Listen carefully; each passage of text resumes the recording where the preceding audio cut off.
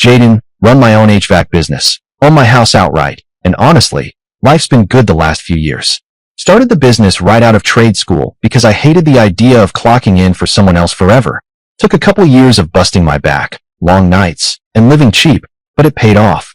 Now I've got contracts with commercial buildings, I'm booked out months ahead, and I'm making more than most people I know. Apparently, none of that mattered to my ex, Eleanor. She was a manager at some boutique downtown. We met through a mutual friend at a barbecue, and at first, she seemed cool, funny, outgoing, dressed like she stepped straight out of a lifestyle magazine. Honestly, I thought I was lucky to have someone like that interested in me. She said she liked how independent I was. At least that's what she claimed early on. The first few months were fine. Normal dates, weekend trips, nothing crazy. She even bragged once to a friend that I owned a house at my age. That felt good. I thought, yeah, this could actually go somewhere. So about 4 months in, I asked her to move in. Made sense. I had the space, and she was already staying over half the week anyway. That's when the cracks started showing. First, it was little comments about my house. Not big stuff, just enough to poke at me. Like she'd flop on the couch and go, "Don't you think this looks a little outdated?" I shrugged. Outdated?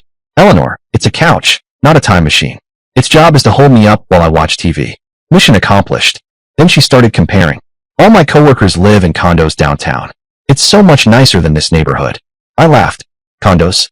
You mean those overpriced boxes stacked on top of each other where you pay HOA fees just for the privilege of not hanging your laundry outside? She rolled her eyes. You don't get it. It's just more modern. Better vibe. Yeah, nothing screams luxury like hearing your neighbors sneeze through the walls. Meanwhile, I've got a paid-off 3-bedroom with a garage. But sure, Eleanor, tell me again how an overpriced shoebox is so much nicer. Then it was the furniture. Out of nowhere, she goes, "We should get a new dining table, like the one my cousin posted on Instagram." I looked at the table sitting right in front of us, the one I built with my uncle when I first moved in, and just shook my head. "This one's solid wood, Eleanor. You could drop a car on it, and it would survive. That Instagram table?" I sneeze near it. It turns into sawdust. She gives me this look, like I just don't get it. Yeah, but it's about style, not just durability. That's when it clicked. Eleanor wasn't about substance. She was about appearances. Everything had to look good, even if it couldn't survive a stiff breeze. At first, I didn't take it too seriously. Everyone's got quirks, right? I figured she'd grow out of it once she realized how stable life was with me. I mean, she wasn't paying rent anymore, didn't have to stress about bills, and could still blow half her paycheck on whatever overpriced, limited edition rags that boutique sold. But the comments kept coming, over and over. "It's not about money, Jaden. It's about lifestyle." Lifestyle. That word became her anthem. For me, lifestyle meant freedom. Owning my time. Not sweating rent. Knowing I could take off on a Friday and not worry if I'd make it to Monday.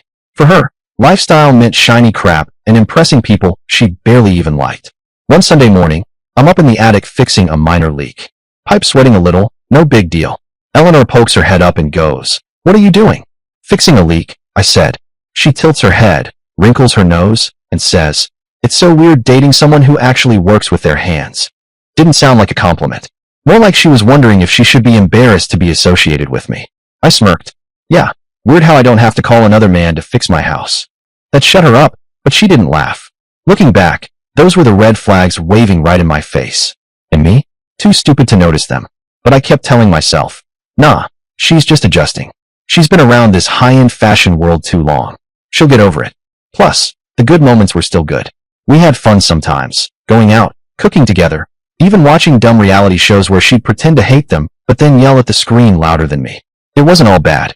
The real problem was that Eleanor cared way too much about what other people thought.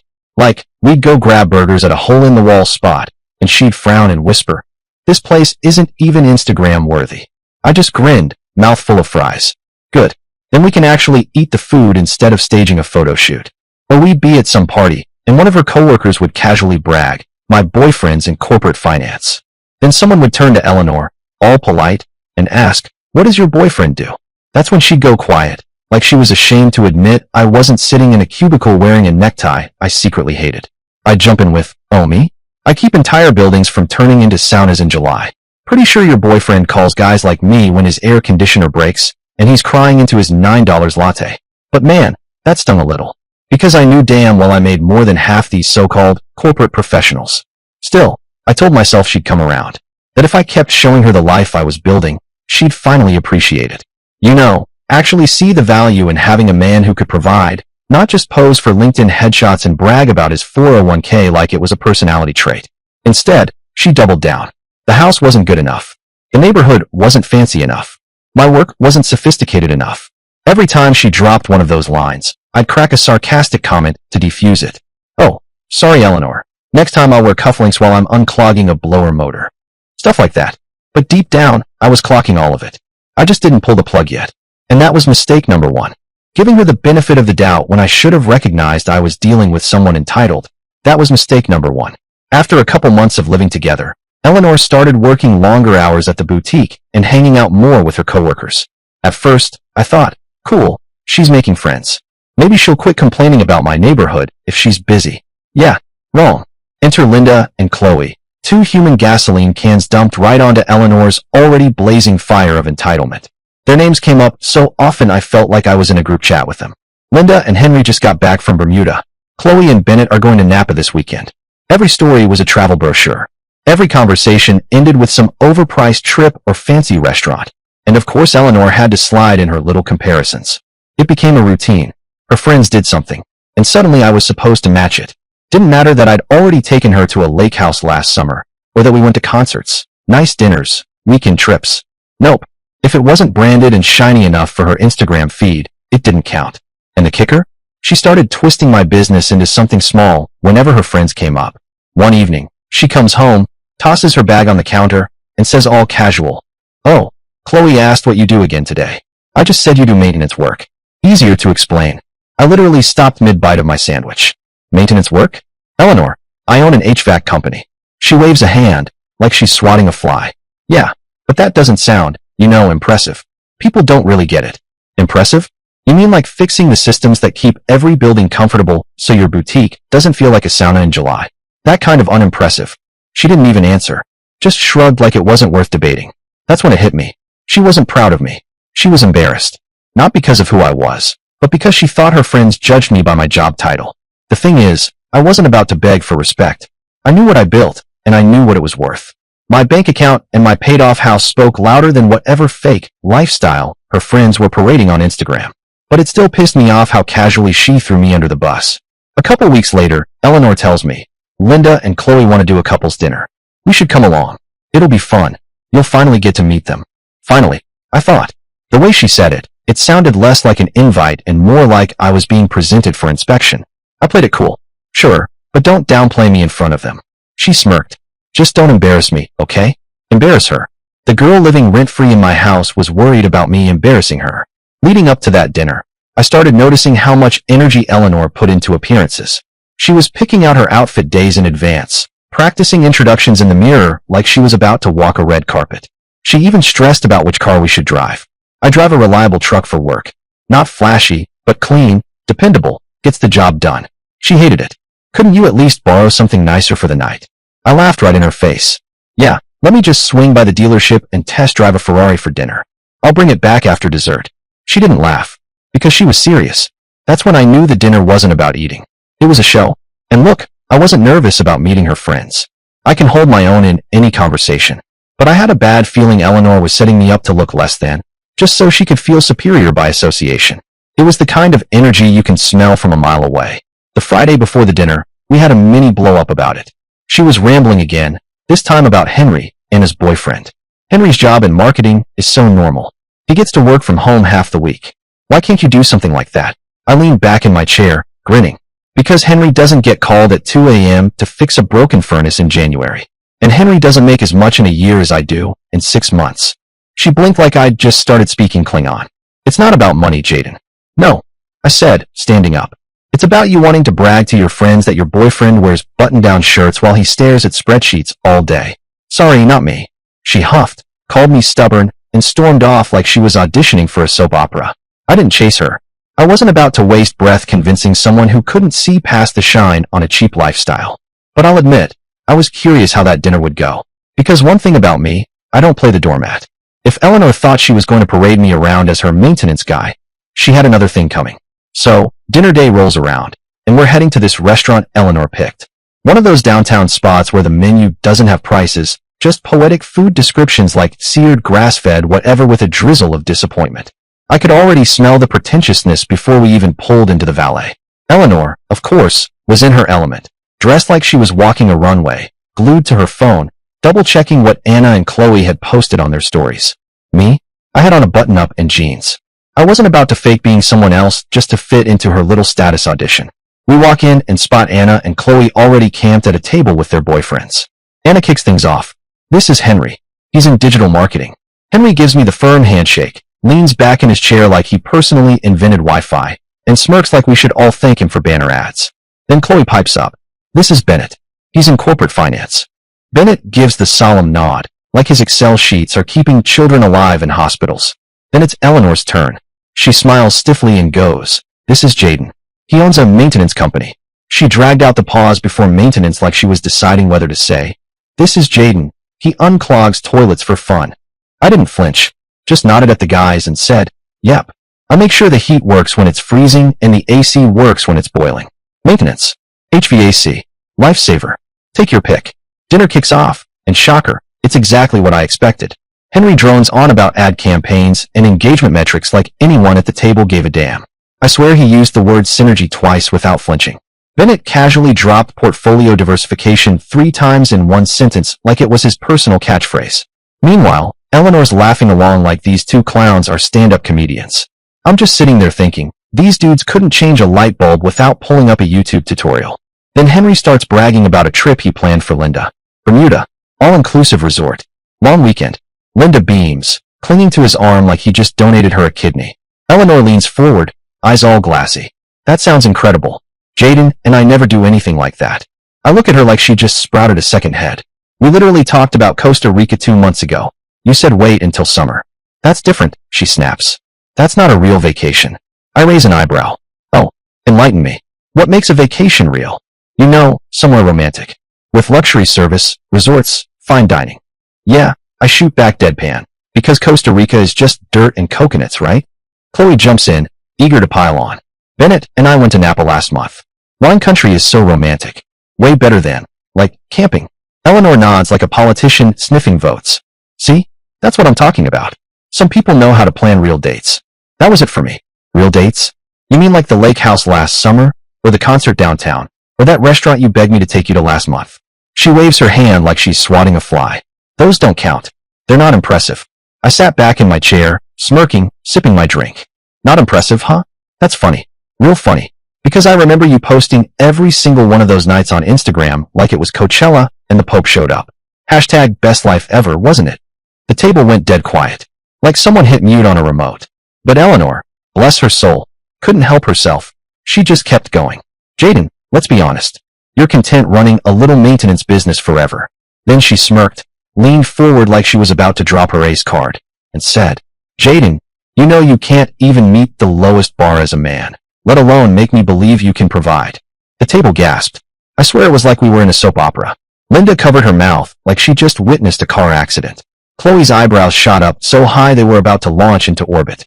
Even Henry and Bennett suddenly found the ceiling very interesting, like they wished they could crawl into the ductwork and hide. I leaned back, laughing.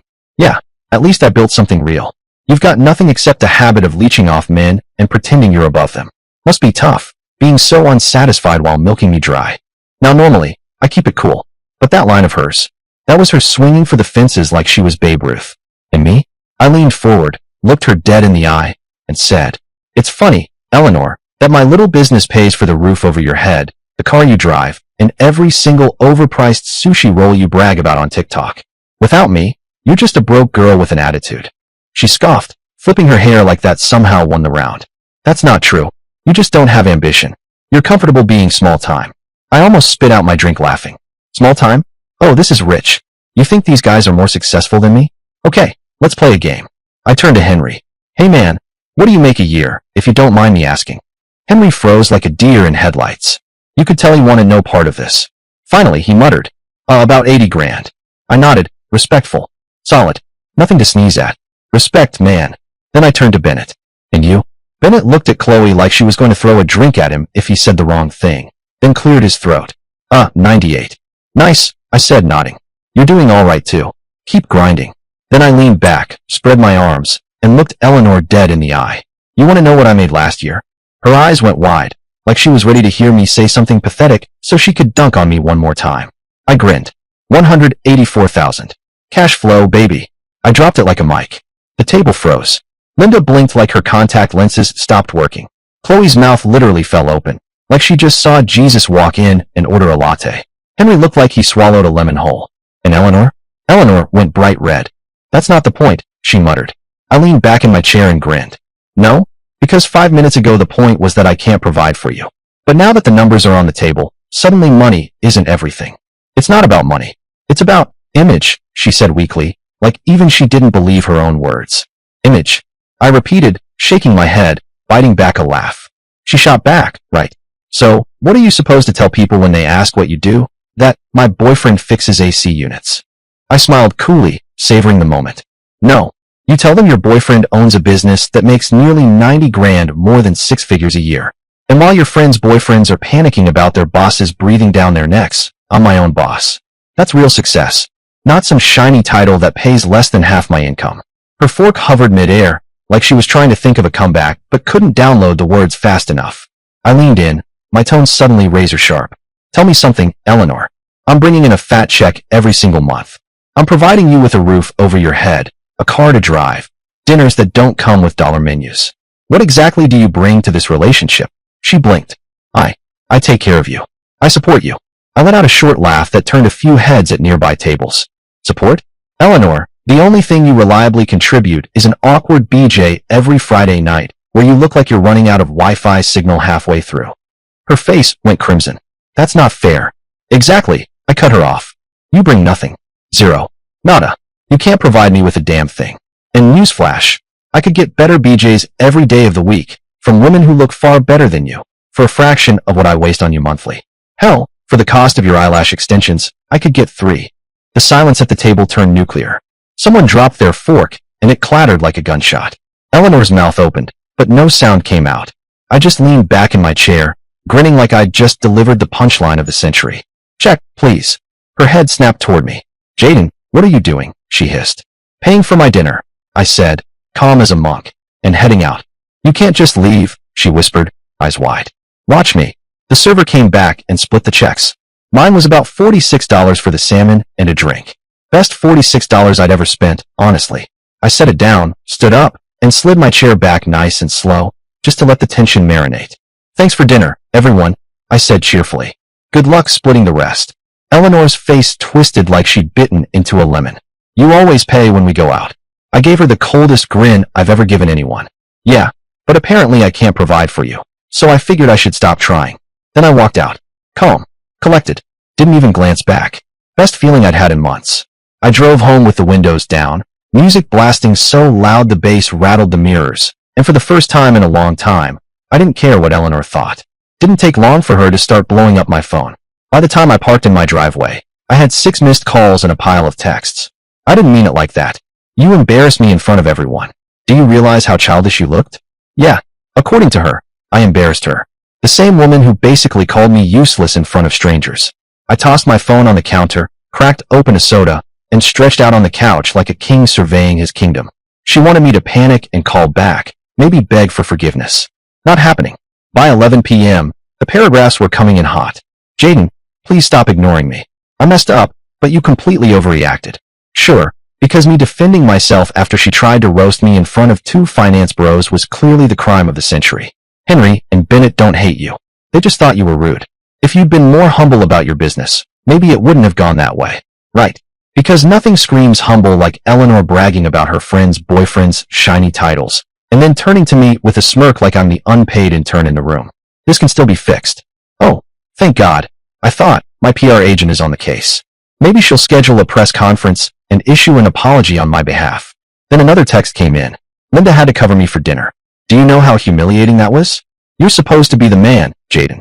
Can you at least Venmo me back so I can pay her? I laughed so hard I almost choked on my soda. First, she tells the table I can't provide, then begs me to send her money because she couldn't cover herself. The entitlement was Olympic level. If there were medals for delusion, she'd be on the podium. Next morning, I woke up to find her sitting on the edge of the bed like some horror movie villain. Seriously, if she'd whispered 7 days, like that girl from The Ring, I would have packed my bags on the spot. She must have snuck in after I knocked out. Jaden, she started, with that voice that usually precedes either a breakup speech or a request for me to fix her Wi-Fi. We need to talk. You can't just shut me out like this. I rubbed my eyes, still half asleep. You do realize you nuked the relationship at dinner, right? She crossed her arms like she was about to issue a court ruling. You didn't have to storm out like that. You embarrassed me. You made me look crazy. I actually laughed. Eleanor, you didn't need my help looking crazy. You handled that all by yourself. That's when the fake tears kicked in, like she had an on-off switch hidden somewhere.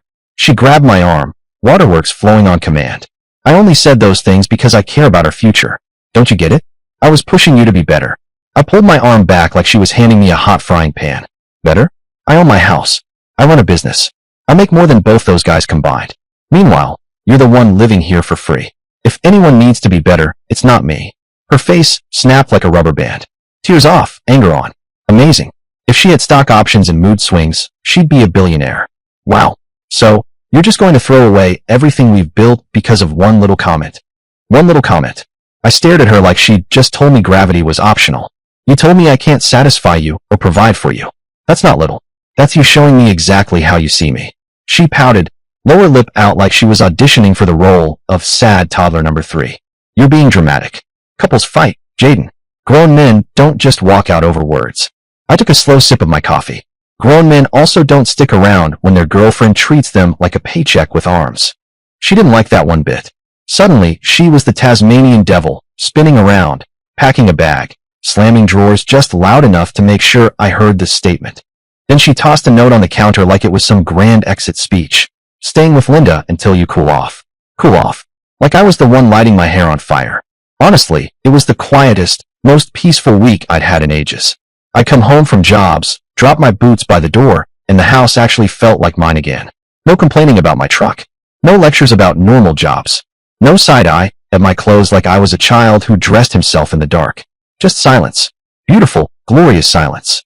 Of course, Eleanor couldn't leave it there. Monday's text. I'm giving you space, but you need to realize this relationship is worth saving. Translation. I'm giving you space to realize how much you miss me criticizing you 24/7. Tuesday. You're going to regret this. Nobody will love you like I do. Translation. Nobody else will put up with her nonsense. By Wednesday, my phone buzzed with my mom's number. I figured she wanted to nag me about eating vegetables or calling my aunt back. But nope. She was laughing so hard I thought she might choke on her own spit. Jaden, she gasped. You soon-to-be ex-girlfriend, Eleanor just called me crying about how she made a mistake and needs you back. I froze. Wait, she called you? My mom. Oh yes, Mom wheezed. And I told her straight up, she never deserved you. I blinked. Mom, you really said that? She snorted. I sure did. But what happened between you? Then I my mother the whole story. My mom said, you were raised better than to beg for people who don't respect you. By Thursday, my phone buzzed again, this time with a wall of text so long it should have come with a table of contents. I only said those things because I was scared of being judged by my friends. Do you want me to look stupid in front of them? Do you want me to be the girl dating a handyman? That word. Handyman. Not entrepreneur, not business owner. Nope. Handyman. Like I show up with a rusty wrench and duct tape, fixing leaky sinks for fun. I stared at the screen, smirked, and hit delete. Didn't even bother replying. By Friday night, I was on my porch, grilling myself a burger, watching the sunset. The air smelled like charcoal and victory. Eleanor was probably holed up at Linda's apartment, stewing in regret, and telling herself I'd eventually crawl back. Bless her heart. Maybe she even believed it. Her delusion? That she was the prize. My reality? Sitting in my chair, belly full, unbothered, peaceful. Losing her wasn't a loss at all. It was the upgrade. The house felt normal again, like it had been holding its breath and finally exhaled. But peace or no peace, I wasn't dumb. I knew her type. She'd already tried sneaking back once, creeping in while I was asleep. That was more than enough. So, the next morning, I grabbed my keys, hopped in the truck, and drove to the hardware store. Picked up supplies, filters, sealant, and new locks. I was halfway down the aisle with the deadbolts when I heard a voice. Jaden, oh my God, is that you? I turned, squinting like I'd just been caught shoplifting. And there she was, Scarlett. High school Scarlett. Paint samples in hand, grinning at me like we'd just walked out of gym class yesterday. Scarlett? Wow, been a minute. She laughed. A decade of minutes, you mean. We started talking, and it was weirdly easy, like some glitch in the timeline had dropped me back into senior year. She said she'd just moved back after finishing her nursing degree and was working at the hospital. Meanwhile, I'm standing there with a cart full of dead bolts, looking like a man one nervous breakdown away from living in a bunker. We swapped dumb high school memories. She brought up the time her car died in the school lot senior year. You remember that? She asked. Of course, I said. I jumped it with my old truck. I'm still mad I didn't charge you a towing fee. She smirked. That truck looked like it was one pothole away from retirement. Hey, it was reliable, I said. Reliable at drinking a quart of oil every 100 miles. We both cracked up, and for a second, I forgot I was in Home Depot trying to erase Eleanor from my Life Hardware edition.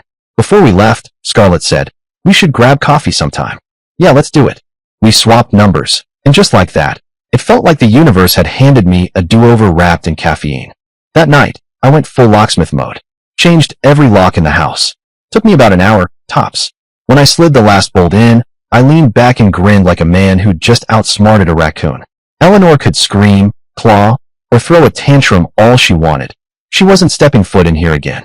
Before I crashed, I boxed up the rest of her junk. Makeup bag, heels, random bathroom nonsense. Basically an exhibit called Stuff I'll Never Mississippi. Then I shot her a text. Your things will be on the porch Saturday at noon. Pickup only.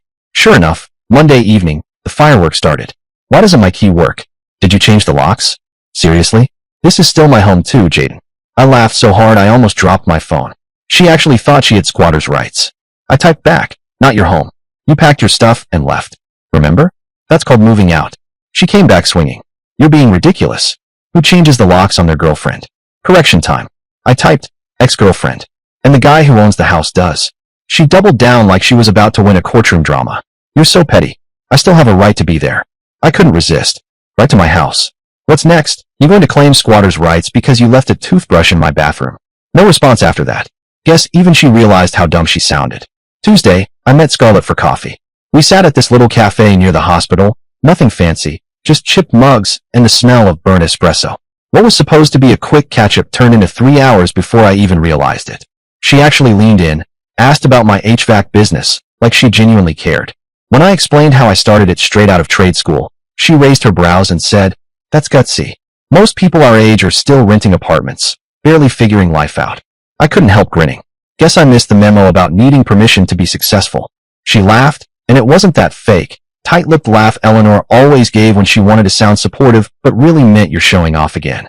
No digs, no side eyes, just normal conversation. The difference between her and Eleanor was night and day. Night being Eleanor, naturally. Meanwhile, Eleanor kept spiraling like a washing machine on the rage cycle. Wednesday morning, she tried again. You didn't have to go that far with the locks. That was cruel. What if I needed something? I leaned back, sipping coffee, thumbs flying across my phone. Already handled it. Your boxes will be on the porch Saturday at noon. Come grab them. After that, I'm donating the rest. And just for flair, I added, and yeah, the locksmith industry thanks you for the business. Later that night, when I got home from a job, I found a note folded under the doormat. Real old school drama. Like who even writes notes anymore? It read, you can't erase me like this. I'll be at Linda's until you cool off. I didn't even open the door. Just crumpled it up and tossed it straight in the trash. Trash meeting trash. Poetic. Then Friday morning, Eleanor went nuclear. My phone lit up like Times Square. Why are you doing this, Jaden? You're acting like I'm some stranger. We built a life together. You can't just lock me out like I'm nobody. I typed back one line. You packed your stuff and left. That makes you nobody in this house. And that was like hitting the red button, because she came back with 10 more messages, paragraphs upon paragraphs of emotional gymnastics. My favorite was, you're going to regret treating me like this. I was the best thing that ever happened to you. I actually laughed so hard I almost spit out my coffee. Best thing? That's like a mosquito saying it's the best part of summer. So I wrote back, the only thing I regret is not changing the locks sooner. And then silence. Sweet, golden silence. By Saturday, Eleanor was a ghost and Scarlett was front and center. We went out that night to a decent restaurant. Not some forced uptight place with overpriced plates and waiters judging your wine choice. Just good food, good vibes. Scarlett cut right to it over appetizers. So, what happened with your last relationship? She thought dating a guy who runs an HVAC company wasn't fancy enough? I said. Scarlett rolled her eyes so hard I thought she might see her brain. That's ridiculous. You run your own business.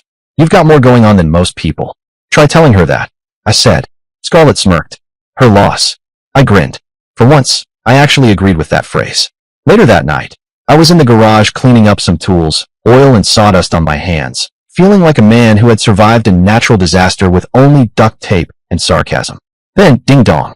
I wiped my hands on a rag, walked over, opened the door, and there she was. Eleanor.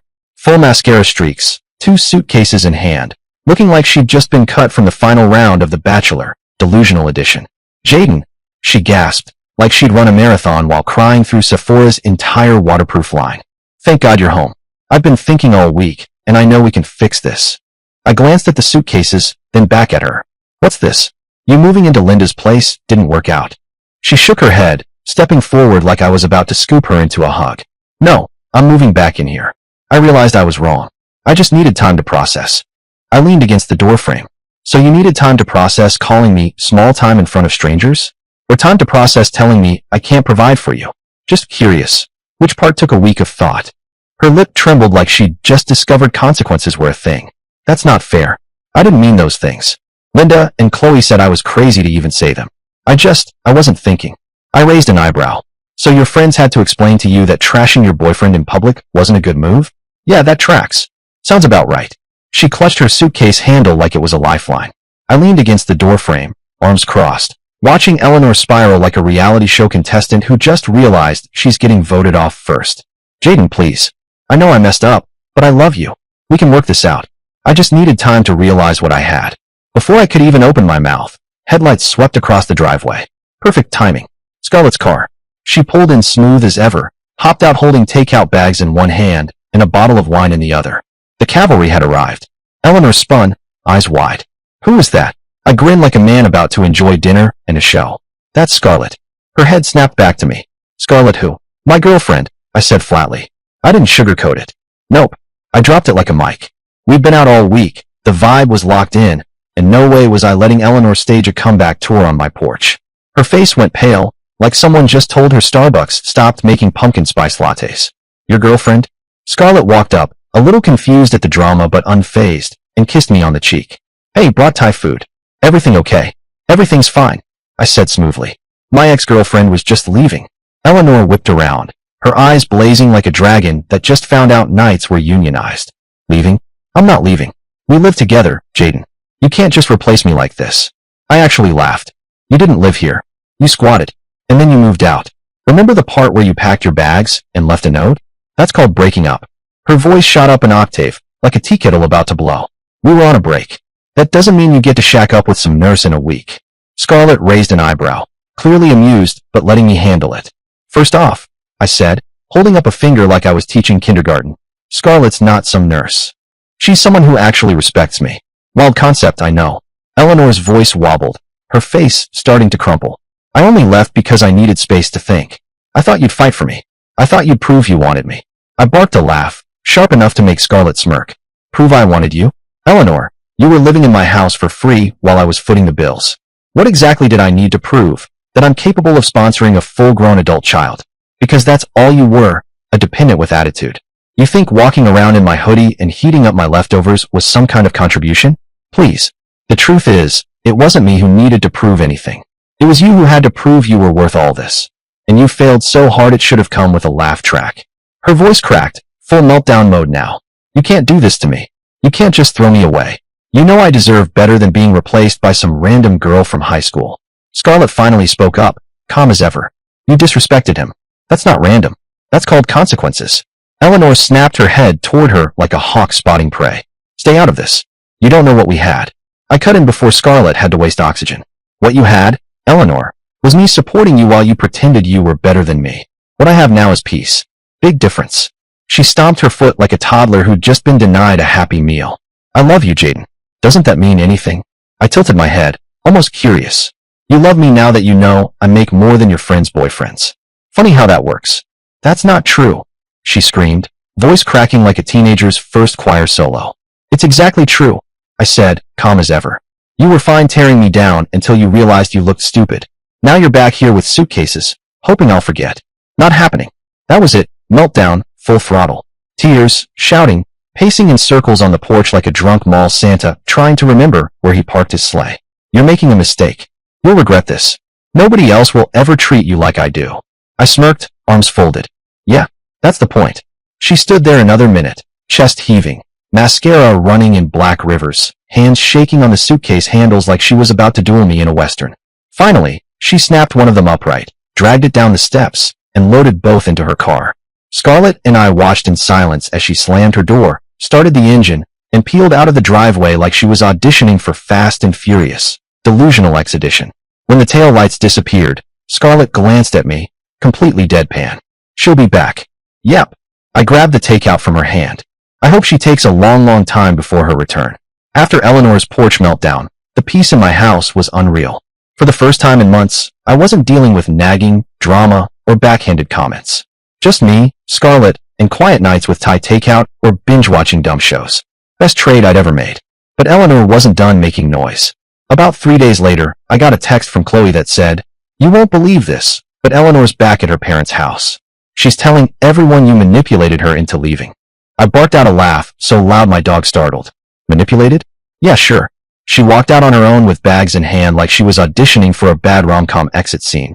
But hey, if rewriting history makes her sleep at night, who am I to argue? Turns out her parents weren't thrilled either.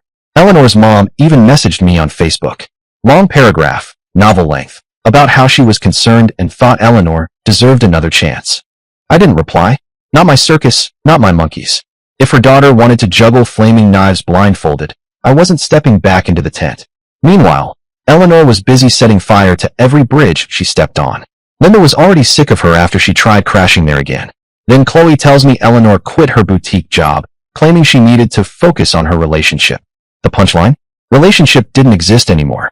But the absolute best part, word about that dinner night had spread like a bad meme.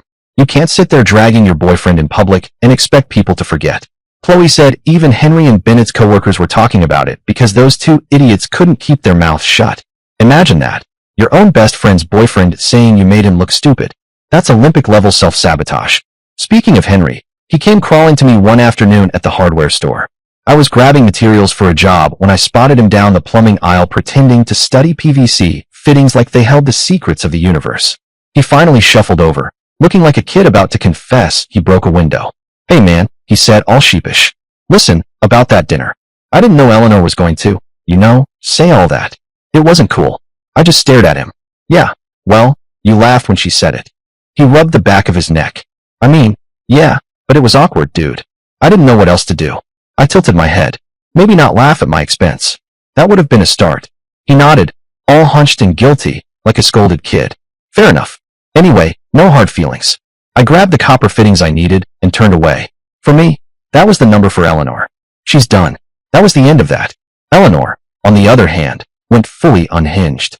Suddenly Facebook turned into her personal diary/courtroom exhibit.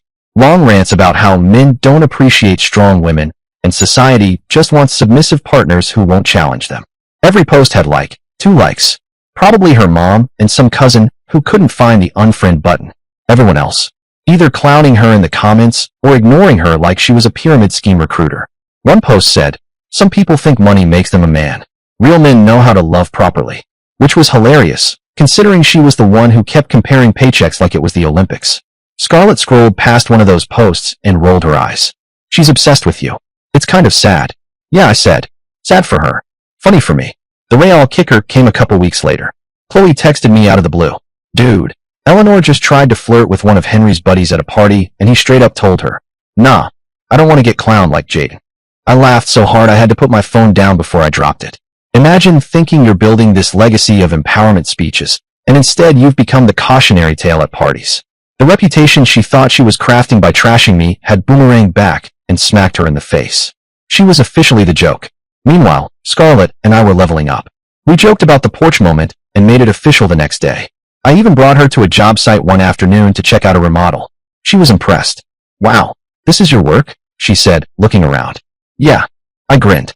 Crazy what you can do when you're not busy insulting the guy footing the bills. She laughed, and I realized how easy it was with her. No drama, no ego trips, just respect. Revolutionary concept, I know. Eleanor must have realized she'd burned through her last lifeline, because one night, she texted me. "I miss us. Can we talk?"